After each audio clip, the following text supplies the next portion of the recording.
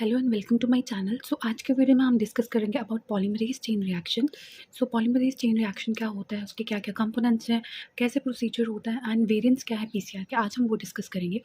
सो polymerase chain reaction क्या होता है, जिसको हम पीसीआर भी बोलते हैं, एक ऐसी टेक्निक है जिसमें कि एम्पलीफिकेशन की जाती है स्पेसिफिक डीएनए सीक्वेंसेस की।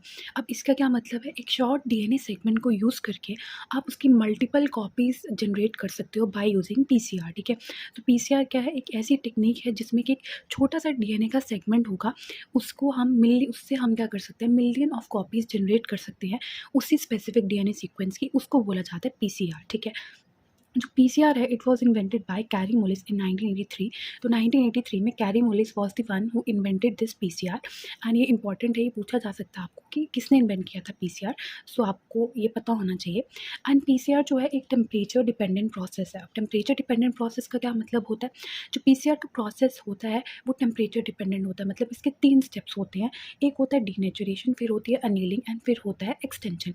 एंड ये जो तीनों प्रोसेसेस होते हैं, तीनों प्रोसेसेस को डिफरेंट टेम्परेचर चाहिए होता है काम करने के लिए। तो इसीलिए जब तक वो स्पेसिफिक टेम्परेचर नहीं मिलेगा तब तक ये रिएक्शन नहीं होगी। तो पीसीआर एक टेम्परेचर डिपेंडेंट प्रोसेस होता है। ठीक है, अब बात करते हैं कंपोनेंट्स ऑफ रिएक्शन मिक्सचर। अब पीसीआर के लिए क्या क्या हमें कंपोनेंट्स चाहिए होते हैं। सबसे पहला आता है टेम्पलेट डीएनए। अब टेम्पलेट डीएनए क्या होता है, ये वो डीएनए सैंपल होता है जिसमें कि हमारा टारगेट सीक्वेंस होता है जिसको हमने एम्पलीफाई करना है। मतलब ये वो ऐसा स्पेसिफिक सेगमेंट होता है या स्पेसिफिक डीएनए सीक्वेंस होता है जिसकी हमने मिलियन ऑफ कॉपीज़ बनानी है। ठीक है, नेक्स्ट हमें चाहिए प्राइमर्स। प्राइमर्स क्या होते हैं, these are the short single stranded DNA sequences. Primers जो होते हैं ये short single stranded DNA sequences होते हैं जो अराउंड 18 to 25 न्यूक्लियोटाइड लॉन्ग होते हैं। एंड ये जो प्राइमर्स होते हैं ये हमेशा कॉम्प्लीमेंट्री होंगे हमारे टारगेट सीक्वेंसेस से। ठीक है, मतलब ये जो टेम्पलेट डीएनए क्या होता है, हमारा वो टारगेट सीक्वेंस जिसको हमने एम्पलीफाई करना है। तो ये जो प्राइमर्स होंगे ये इससे क्या होंगे, कॉम्प्लीमेंट्री होंगे, मतलब जो इससे बाइंड कर सकते हैं। ठीक है, एंड 2 तरह के प्राइमर्स यूज़ किए जाते हैं पीसीआर रिएक्शन में, एक होता है फॉरवर्ड प्राइमर एंड एक होता है रिवर्स प्राइमर। ठीक है, नेक्स्ट चीज़ जो चाहिए होती है वो चाहिए होता है डीएनए पॉलीमरेज। अब डीएनए पॉलीमरेज क्या होता है, डीएनए पॉलीमरेज जो है ये एक एंजाइम है जो क्या करता है, न्यू डीएनए स्ट्रैंड्स की सिंथेसिस करता है। ठीक है, इस टेम्पलेट डीएनए से न्यू स्ट्रैंड बनाने में कौन मदद करता है, डीएनए पॉलीमरेज एंजाइम मदद करता है। ये जो डीएनए पॉलीमरेज एंजाइम है ये थर्मस एक्वेटिकस एक बैक्टीरिया है, थर्मोफिलिक बैक्टीरिया है जो हॉट स्प्रिंग में पाए जाते हैं। ठीक है, वहाँ से ये लिया गया है टैग डीएनए पॉलीमरेज जो कि एक हीट स्टेबल एंजाइम है। क्योंकि ये जो पीसीआर रिएक्शन होती है टेम्परेचर डिपेंडेंट होती है, बहुत ज़्यादा टेम्परेचर चाहिए होता है ना। आपको पता है कि एंजाइम ज़्यादा टेम्परेचर पे क्या हो जाते हैं, डीनेचर हो जाते हैं। तो इसीलिए कोई ऐसा एंजाइम चाहिए था जो इतनी ज़्यादा टेम्परेचर पे भी स्टेबल रहे। तो जो हॉट स्प्रिंग्स में थर्मस एक्वेटिकस नाम का एक बैक्टीरियम पाया जाता है जहाँ से ये टैग डीएनए पॉलीमरेज को लिया गया है एंजाइम को, जो कि एक हीट स्टेबल एंजाइम है। ठीक है, नेक्स्ट कंपोनेंट जो होता है वो होता है डीएनटीपीस। डीएनटीपीस होते हैं डीऑक्सीन्यूक्लियोटाइड ट्राइफॉस्फेट्स। ये क्या होते हैं, these are the building blocks for the new DNA strand synthesis. 4 तरह के न्यूक्लियोटाइड्स होते हैं, 4 तरह के बेसिस होते हैं, adenine, guanine, cytosine and thymine. ठीक है, तो हमें पता है कि जो ये हमारा डीएनए स्ट्रैंड होता है वो न्यूक्लियोटाइड से मिलकर बना होता है। तो अगर हमारे पास न्यूक्लियोटाइड ही नहीं होंगे तो हमारा डीएनए का स्ट्रैंड कैसे बनेगा।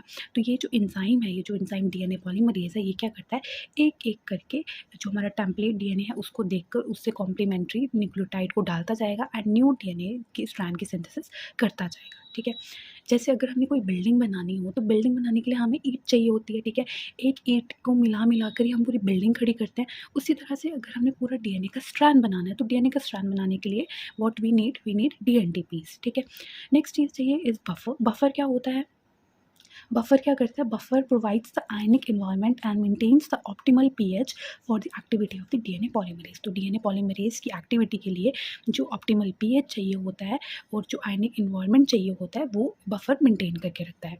Next is MgCl2। MgCl2 क्या है, मैग्नीशियम आयंस होते हैं जो एज अ को फैक्टर चाहिए होते हैं डीएनए पॉलीमरेज को काम करने के लिए। ठीक है, सो these all are the components that are required for the PCR। अब हम बात करते हैं इसकी प्रोसीजर की, मतलब इसके स्टेप्स की कि PCR होता कैसे है। तो सबसे पहला जो स्टेप होता है पीसीआर में वो होता है डीनेचुरेशन। डीनेचुरेशन क्या होता है? अब हमें पता है कि जो डीएनए होता है वो डबल स्ट्रैंडेड होता है एंड डबल स्ट्रैंडेड कैसे होता है? जो 2 स्ट्रैंड्स होते हैं वो हाइड्रोजन बॉन्ड से जुड़े होते हैं। तो डीनेचुरेशन में क्या होता है? डीनेचुरेशन जो स्टेप है उसका जो टेम्परेचर होता है वो होता है 94 टू 98 डिग्री सेल्सियस एंड ये बहुत ज़्यादा इंपॉर्टेंट है। हर एक स्टेप का आपको टेम्परेचर एंड उसका ड्यूरेशन पता होना चाहिए। ये आपको मेंशन करना ही करना है, यही मेन चीज़ है, ठीक है? डीनेचुरेशन का टेम्परेचर कितना होता है? 94 टू 98 डिग्री सेल्सियस एंड इसकी ड्यूरेशन होती है 20 से 30 सेकंड। तो डीनेचुरेशन 20 से 30 सेकंड के लिए की जाती है, इतने टेम्परेचर पे की जाती है। एंड डीनेचुरेशन में क्या होता है कि जो डबल स्ट्रैंडेड डीएनए होता है वो कन्वर्ट हो जाता है सिंगल स्ट्रैंडेड डीएनए में by breaking the hydrogen bonds. अब डीएनए जो है वो डबल स्ट्रैंडेड होता है, हाइड्रोजन बॉन्ड से जुड़ा है। तो हमें क्या करना है? सबसे पहले डीएनए डबल स्ट्रैंडेड डीएनए को we have to convert it into the single stranded DNA. मतलब सिंगल स्ट्रैंड डीएनए में कैसे कन्वर्ट होगा? जब हाइड्रोजन बॉन्ड्स टूटेंगे। हाइड्रोजन बॉन्ड टूटने के लिए हमें क्या चाहिए? ज़्यादा टेम्परेचर चाहिए।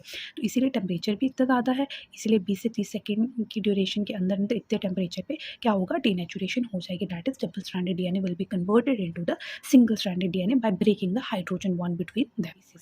अब सेकंड स्टेप में क्या होगा? अब होगी एनीलिंग। अब एनीलिंग का क्या मतलब होता है? इसका जो टेम्परेचर है वो 50 टू 65 डिग्री सेल्सियस होता है। अब देखो, पहले वाले जो स्टेप था उसमें टेम्परेचर था 94 टू 98 डिग्री सेल्सियस। अब दूसरे वाले स्टेप में अनेलिंग में टेम्परेचर वापस से कम हो गया। कितना आ गया? 50 से 65 डिग्री सेल्सियस हो गया एंड इसका टाइम है 20 टू 40 सेकेंड्स, ठीक है? अब अनेलिंग में क्या होगा? जो प्राइमर्स हैं, दैट इज जो short single stranded DNA sequences होते हैं जो टेम्पलेट से कॉम्प्लीमेंट्री होते हैं, अब वो क्या होंगे? वो बाइंड हो जाएंगे इन सेपरेटेड डीएनए स्ट्रैंड से। मतलब ये हमारे पास एक डबल स्ट्रैंडेड डीएनए है, जब इसकी डीनेचुरेशन हुई, डीनेचुरेशन होने के बाद एक स्ट्रैंड ये बन गया, एक स्ट्रैंड ये बन गया, क्योंकि जो हाइड्रोजन बॉन्ड्स थे ये टूट गए इसमें, ठीक है? तो ये स्ट्रैंड बन के एक टेम्पलेट हमारे पास डीएनए ये बन गया, एक टेम्पलेट डीएनए ये बन गया, ठीक है? अब होगी एनीलिंग। दैट इज अब प्राइमर्स क्या होते हैं? कॉम्प्लीमेंट्री होंगे, इनसे कॉम्प्लीमेंट्री होंगे, तो वो यहाँ पे आके क्या करेंगे? यहाँ पे आके वो बाइंड करेंगे इस सिंगल स्ट्रैंडेड टेम्पलेट डीएनए में, ठीक है? क्योंकि डीनेचुरेशन के बाद तो ये दोनों स्ट्रैंड्स अलग हो गए, तो ये सिंगल स्ट्रैंडेड डीएनए बन गया। तो अब इनके साथ प्राइमर्स आके बाइंड करेंगे। जब प्राइमर्स इनके साथ बाइंड करेंगे तो उसी को बोला जाता है अनीलिंग, ठीक है? अब थर्ड स्टेप में क्या होगा? एक्सटेंशन। एक्सटेंशन में क्या होगा? एक्सटेंशन का जो टेम्परेचर होता है वो होता है 72 डिग्री सेल्सियस। अब थर्ड स्टेप में वापस से टेम्परेचर क्या हो गया? रिएक्शन मिक्सचर का इंक्रीज हो गया, ठीक है? अब इसकी ड्यूरेशन जो होती है वो डिपेंड करती है length of the target sequence पे, ठीक है? कि टारगेट जो हमारा सीक्वेंस उसका लेंथ कितना है उस पर इसका ड्यूरेशन डिपेंड करेगा। अब एक्सटेंशन में क्या होगा? अब प्राइमर्स आके जुड़ गए। Primers as a starting point काम करते हैं for the synthesis of the new strand, ठीक है? तो अब क्या होगा? प्राइमर्स में जुड़ गए। अब डीएनए पॉलीमरेज आएगा, डीएनए टैग पॉलीमरेज आएगा और वो न्यू स्ट्रैंड्स को सिंथेसाइज करेगा। कैसे करेगा?